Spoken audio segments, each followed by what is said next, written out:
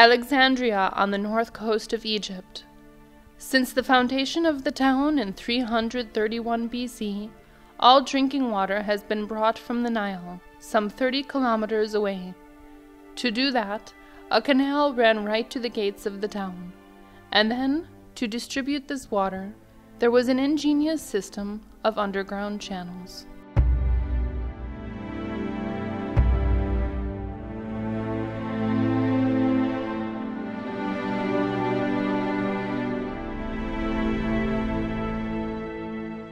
For 8 centuries, Alexandria developed around with the aid of these channels, until the tsunami of 365. Some centuries later, the inhabitants of Alexandria put in place a new water system based upon cisterns.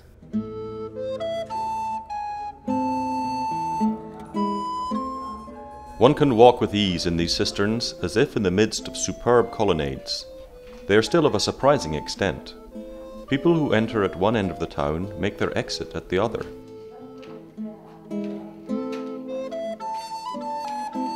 Voyagers visiting Alexandria from antiquity onwards talk of these cisterns with admiration.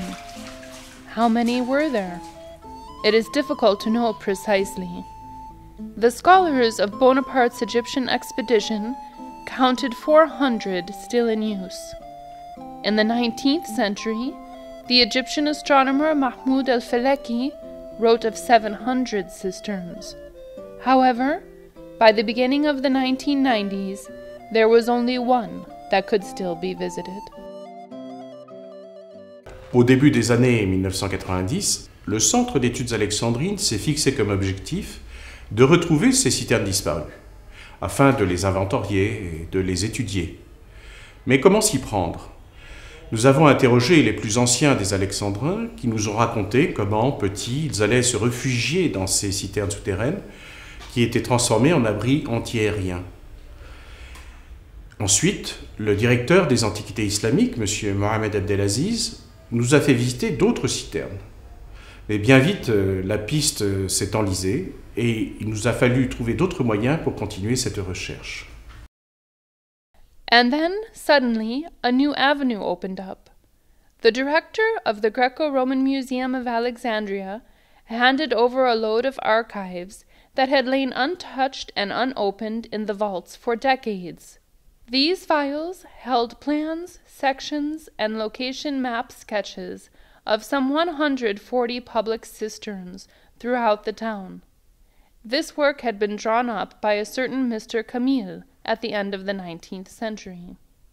Salvage excavations undertaken by the Centre d'études Alexandrines uncovered wells and cisterns in the residential quarters. Alors, certaines maisons avaient une ou plusieurs citernes privées. La citerne comprend généralement un réservoir rectangulaire prolongé par un puits cylindrique. L'intérieur du puits, d'un diamètre suffisant pour laisser passer un homme, est pourvu d'encoches qui permettent la descente. Isabelle Herry and Yves Guillard, trained architects, begin the detailed drafting of certain constructions, while at the same time following the search for the cisterns noted in the Camille files. Alongside the underground channels, the first cisterns in Alexandria appeared in the workshop districts and in the necropolises. Why was water so important in funerary practices? Elle sert à laver le corps du défunt et à le préparer pour l'embaumement. Elle est aussi synonyme de frontière et de passage dans l'au-delà. Présente à tous les moments du culte du mort, elle fait partie intégrante des libations effectuées sur la tombe, des banquets ainsi que des cérémonies commémorant le mort. L'eau offerte aux défunts apparaît comme symbole de régénération et de renaissance. In the Roman period, several large urban projects led to the construction of new reservoirs. They were no longer cut out of the rock, but were built of masonry. These first cisterns of square fired brick were still of modest volume, like that of the Serapeum in the imperial period. However, in the 4th century AD, with the establishment of the baths of Kom el-Dika, the inhabitants of Alexandria again developed the layout of the cisterns. The walls were lighter, allowing more storage space. After the tsunami of 365 AD, the ancient water system broke down. The water in the wells and the underground channels became salty, like the water of Lake Mariut. The city would await the beginning of the Byzantine era to build the first public reservoirs of drinking water. In the spring of 2000, the renovation of buildings next to the Greek Orthodox Cathedral of Evangelismos led to the chance discovery of one of the most beautiful examples of a cistern from this period. In the competition between archaeologists and real estate developers, the latter can sometimes accidentally aid the former's research. On the site of the former Cinema Lux, a cistern has been partly destroyed by the bulldozers. Chance would have it that the jaws of the machine sliced through the brick masonry just where an amphora had been lodged in the mortar. The study of this amphora established a time period between the 5th and 7th centuries when the cistern must have been built. In the 9th century, the Tulanids occupied Alexandria. The first great cisterns built on more than one level, connected to underground channeling, were set up. From the foundation of Alexandria to the medieval period, the shape of the cisterns has evolved radically.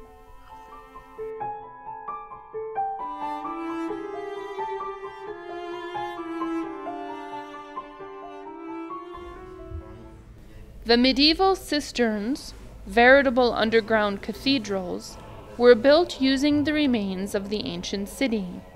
Sections of columns, capitals, bases, and other reused pieces of granite or marble. The pillars are joined by arches of cut stone, ensuring the cohesion of the ensemble and giving the impression of different stories.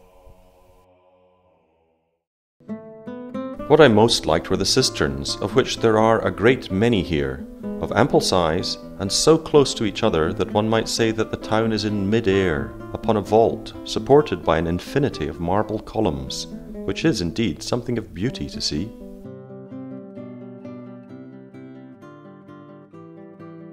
How were the cisterns filled? The answer is certainly to be found by observing the lifting devices used in irrigation throughout Egypt.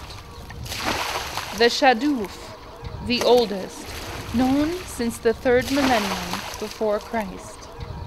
The screw, probably invented by the Greek mathematician Archimedes.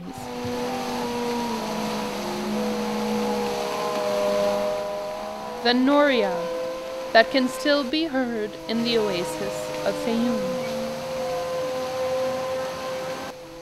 And lastly, the sakya. At the beginning of our era, this device was being represented on the walls of a tomb in the western necropolis of Alexandria. There are still a few examples in old residences in Cairo. It was this machine that was used to fill the cisterns. The shadouf was used to draw the water. At the end of the 19th century, Pasteur's discoveries regarding germ theory and bacteriology signaled the end of the cisterns. Endemic dysentery and other epidemics were too easily spread by this system. The cisterns were to appear, however. In 1940, because of air raids by the German and Italian air forces, the British Army decided to create shelters to protect the inhabitants.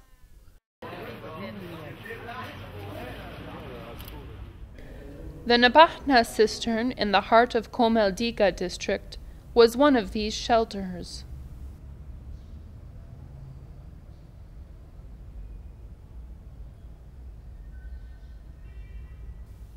But do the inhabitants of the area know exactly what lies beneath their feet? في سراديب ماشية لحد البحر. دي مقبرة ملوك قديم. هو كوم الدكة تقريبا في مقبرة الإسكندر الأكبر، يعني في ناس كتير بتقول كده.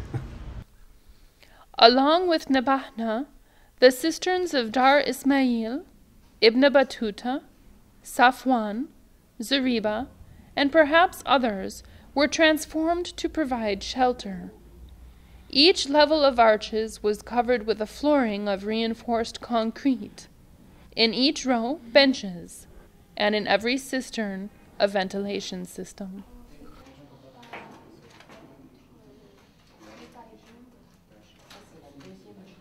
20 ans après, si nous faisons le bilan sur ces recherches sur les citernes, nous avons acquis des plans, des coupes sur plus de 140 d'entre elles. Certes, nous sommes encore loin des 700 citernes mentionnées par Falaki. Nous avons pu en localiser plus d'une vingtaine et nous en avons visité plus d'une dizaine. Parmi elles, nous en avons choisi une, la citerne El Nabi, qui a l'avantage de se situer au centre-ville, d'être en bon état, avec ses 3 étages de colonnade. Nous sommes en train de terminer les campagnes de fouilles sur cette citerne et nous commençons les travaux de réhabilitation. Nous espérons la présenter au public dans les années qui viennent. And today, where does Alexandria get its water? The original source is the very same as that which once filled the cisterns and which irrigates the entire country, the Nile. After treatment in the most modern installations of Egypt, the water is distributed throughout the town.